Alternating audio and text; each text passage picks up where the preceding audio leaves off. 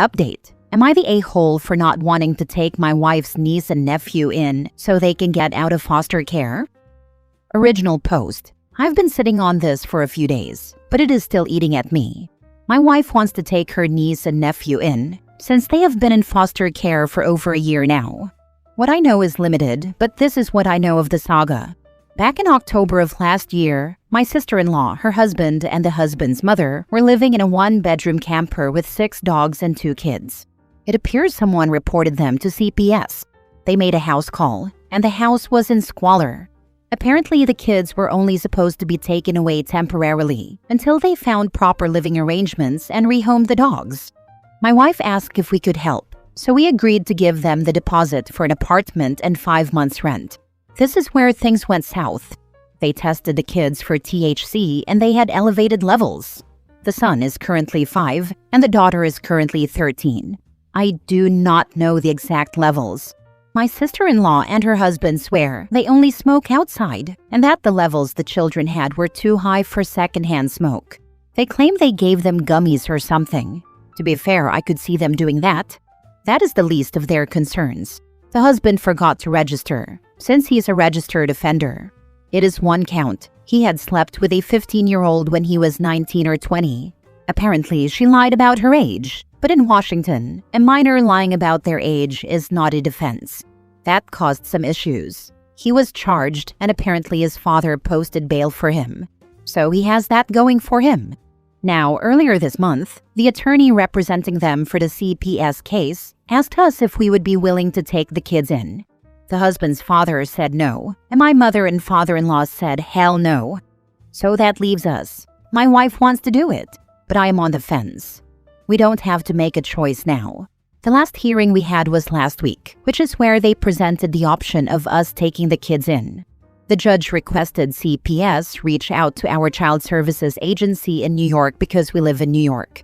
It is not a slam dunk. We have to be approved as good for the kids. We need to find our own attorney and stuff. The next appearance will be in February, where the judge claims they will determine what to do next regarding things like a parent plan and such. I don't know. I am very much torn. I don't want to take these kids in. I get that they have no one else, but yeah, I don't want them. I like our life, and we were both always happy not having children. My other fear is that I know my wife will want the parents to be a part of the kids' lives, and that probably means we may end up supporting her sister at the very least. I know how much this means to my wife, but I am really torn. My wife is telling me it is normal to feel this way, but that it is the right thing to do. I don't know, really lost. I don't know anything about the criminal side of the charges, like failure to register or whether the THC in the children is a charge, so I cannot comment on that. Just looking for some honest and brutal feedback. I have no one else I could talk to about this. My wife's mind is made up, but we both need to agree, to my understanding. Now for the top comments before reading the update. Not the a-hole. I personally understand how difficult this decision is. It's not a one-and-done situation. It's a lifetime of dealing with the parents' foolishness, and the children likely coming and going. I presume there is a reason all the grandparents said no. They are older and want to enjoy their twilight years, not raise 2 kids. Maybe if it was just the oldest, they would say yes, but with the youngest, that is a tough sell. Not the a-hole, but your marriage won't survive not taking the kids. At this point, you have to decide what's more important, life with your wife or life without those kids. Yeah, in my heart of hearts, I know I only have one path if I want to stay with my wife. I love her to pieces. You and your wife are not a-holes. Your sister-in-law and brother-in-law, though, are. Call the Department of Family Services in New York. Ask to talk to a social worker. Get an appointment and get a professional's opinion on what the most likely outcome will be if you take the kids, or if you don't. Specifically ask what your obligations to the kids' parents would be. Also talk about what support resources are available, parenting classes, counseling, stipends for caring for the children, Medicaid, etc. Talk about family reunification, which is almost always on the table, and how that plays out in real life. Next, get marriage counseling urgently. This is a potentially marriage-breaking decision. Treat it as such. Among other things, you need to seriously discuss what happens regarding your wife's sister. If either of the children have complex medical needs or serious developmental disabilities, you need to discuss that too. This alone can be a deal breaker, especially if you, or more likely your wife, would need to quit paid work to be a full-time caregiver. All of this, but also Google your brother-in-law's name and look up his charges for yourself. See if it's actually what you've been told. That may help give you some clarity about their presence in your lives. Minor update. I spoke briefly with an attorney at around 10. We scheduled a full consultation for January 5th, but he echoed what many others have said. Based on the information provided, this seems more like a guardianship or adoption situation. He is also confused as to why my sister-in-law, at the very least, has not had visitation with the kids. As others have said, he feels something else may be going on. It was a very brief conversation, and we were both present, so we'll see. Thanks for all the advice and suggestions. I am compiling everything and writing down my questions and concerns. I asked my wife to do the same. Now for the full update 2 months later. So my wife and I spoke to our attorney, and we also attended our first hearing. As many have mentioned, we were missing a lot of details. The judge is 100% fed up with my brother-in-law and sister-in-law. That is a topic for another day. As for the kids, the oldest has a history of running away, stealing, and lying. She has accused foster parents of inappropriate behavior, but it appears the claims were thrown out since they had no forensic evidence to support them. I'm not exactly sure what they mean by that. She is not doing well in school. She has been caught smoking and drinking. In short, she is a hot mess. She wants to be with her parents, which is understandable. The brother seems to have adjusted better than the sister. Overall, we were presented with the option of foster care or guardianship. Guardianship is the quicker option, according to our attorney, but it is generally harder to get out of. The point of contention is our marital status. If we divorce before officially taking them in, it could delay the process. I am personally leaning toward us separating beforehand, and then she can do what she needs to do. We were told that given their ages, the kids cannot share a room, so that is fun in New York City. This will be hard for her to afford on her income alone, but in theory, we were told income should not be a limiting factor. She just has to be able to provide care for the kids. Unfortunately, our marriage is probably over. I will do what I can as a friend, but kids are not in the cards for me. My wife is not exactly pleased and does feel like I am punishing her for the actions of her sister. I tried my best to explain that I love her, but I did not sign up for this. I told her maybe if it was just the brother, but his sister is a hot mess, and that is a bag of drama and trauma I am not equipped to handle. I do want to say I appreciate the feedback, differing perspectives, and suggestions. I am not pleased with the outcome, but yeah, that is life. I thought long and hard about it, and I cannot see myself growing to love or appreciate them if they cause major shifts in our life and freedoms, which objectively they will. If you have more suggestions or tips, please leave them. I will pass them along to my soon-to-be ex at this rate. I feel so sorry for all of you, especially the kids, whose parents obviously don't give a crap about them. You are all collateral damage. As a longtime foster parent and member of a support group for parents of children with reactive attachment disorder, I'll offer you the following. If your marriage is already in distress and these kids are already traumatized, the last thing they need is more trauma from your situation. I'm unclear whether your divorce is because of this situation, something else, or both. I would advise you to remove yourself and be of assistance from outside the marriage. I would advise your wife not to take guardianship under any circumstances. Once done, it's hard to undo, and many guardianships are done through probate rather than DCF, so there is no monthly stipend. She may be able to get assistance from DCF to find a 3-bedroom apartment, but in most states, they won't subsidize it. They may help her apply for other assistance from the state or Section 8, which has a long waiting list. In some states, DCF will try not to offer a stipend to family caregivers. Make sure your wife insists on a monthly stipend. I assure you, foster care versus a group home or shelter for these kids saves the state thousands each month. The daughter sounds like she is already showing signs of trauma. As a foster child versus under guardianship, DCF has case managers and programs to help. Hope this helps. The divorce, unfortunately, will be because of this. She wants them out of foster care ASAP, and guardianship is the quickest way. So I doubt she will listen, but I will share the info. You're doing the best you can. You don't want children. There is no compromise that would be fair to you. You're incompatible now. Honestly, the fact the girl made false accusations is screaming red flags, that any man would be foolish to ignore. Even if he was willing to take in the kids, it'd likely end with him falsely accused or divorced anyway. Thank goodness he's divorcing, since the wife is choosing the kids. It sucks all the way around and back again for sure, but I've seen this general story on Am I the A-hole too many times. Next story. Am I the a-hole? My husband invited his mom to stay for a month because he decided I'm going to burn out. Now I've stopped doing his chores. We recently spent 3 months with family, where my parenting was constantly overridden by the grandparents. It was a disaster. Our 4-year-old stopped listening to me, the routine was gone, and my disciplining was constantly overridden. We've been back in our own apartment for a month, and I have worked my butt off to fix it. I have our 4-year-old back on a perfect sleep and eating schedule.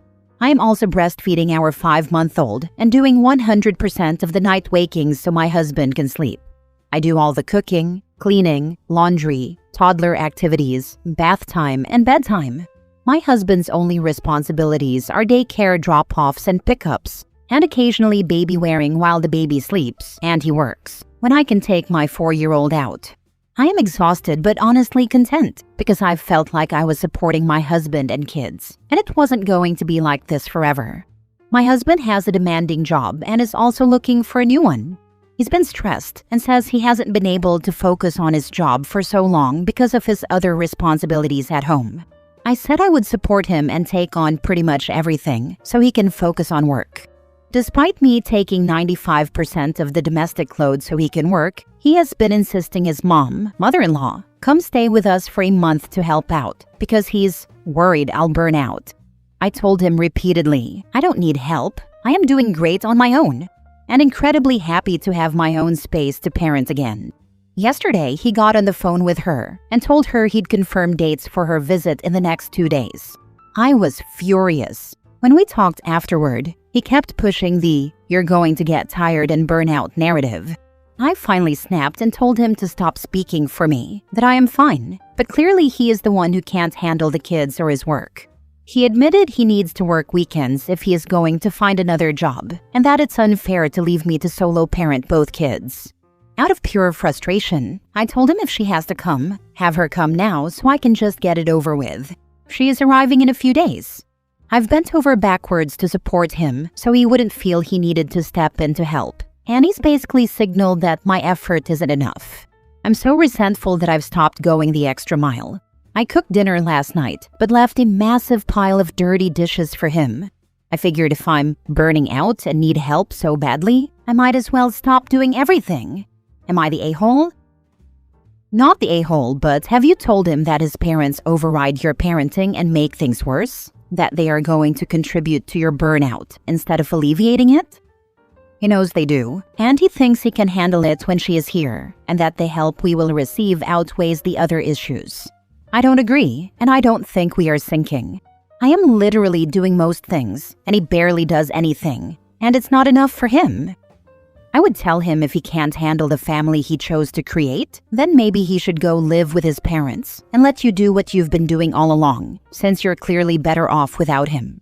Not the a-hole. Are you from a culture where men never cut the cord with their mothers? We are not. He just thinks we need help. I don't. She has kindly offered to help and support us, but this will come at the expense of our space, specifically my space and my parenting. Not the a-hole. Your husband is pushing his frustration onto you. His mother is coming to help him, not you. You are fine, and you'll be fine again once she leaves. When she arrives, set boundaries around your kids. Let her know what behaviors are unacceptable. You have a husband problem. That's exactly what I told him. I said to stop saying she needs to come to help me. She is coming to help you. But honestly, I don't know what help he is expecting. I was doing all of the housework and wasn't expecting anything from him. Last story. Am I the a-hole for wanting to break up with my boyfriend over money? So I, 21 female, inherited a house at 17, and I've really put a lot of work into it. It's 4 bedrooms and 2 bathrooms. I also live on a 6-acre lot and have plenty of room to do anything I want. I met my boyfriend, 23 male, a little over 2 years ago, and we hit it off pretty fast. Within a month we were dating and he was staying with his parents. So of course, the next step in our relationship was for him to move in with me. We keep our own personal bills separate, car note, car insurance, subscriptions, etc., but try to split everything we share evenly. Lately that hasn't really been happening. He makes $90,000 and I make about $14,400 a year. The reason I make so little is because I'm still in school and currently work as an office assistant. He's a diesel mechanic. I pay at least $100 a week on groceries, and they're normally gone by the next week. I weigh about 120 pounds, and I pretty much just graze. But I do cook for him because he's always hungry, and he constantly complains that we never have any food. Meanwhile, he's the one eating the food. Our light bill is about $300, and our deal was that I pay for groceries, Wi-Fi, and home necessities if he pays the light bill and phone bill. I already paid the light bill last month because after I told him about it, he forgot about it. And then the next week the phone bill came in. I reminded him again about the light bill while we were sitting on the couch the other night, and he brought up splitting the phone bill. I told him sure, and it's been a week later. I paid my half of the phone bill and he still hasn't paid me back for the light bill. I know I'm not entitled to his money, but I do expect help with the bills if we're going to be living together. He just makes me feel so bad after he pays for something. I cook and clean and split bills with him, and he just acts like a child when it's time for him to pay up. What do I do? I'm thinking about breaking up with him because he honestly just stresses me out. The majority of my time goes into cleaning, planning meals for him, and school. I don't think I can do this anymore. You should be charging this man rent on top of splitting bills. You're in a great financial position with a paid-off house. Don't let a leech drag you down. He's taking advantage of not having to pay rent anywhere, particularly when his salary is 6 times yours. Unbelievable. I would show him the door if he thinks this behavior is okay.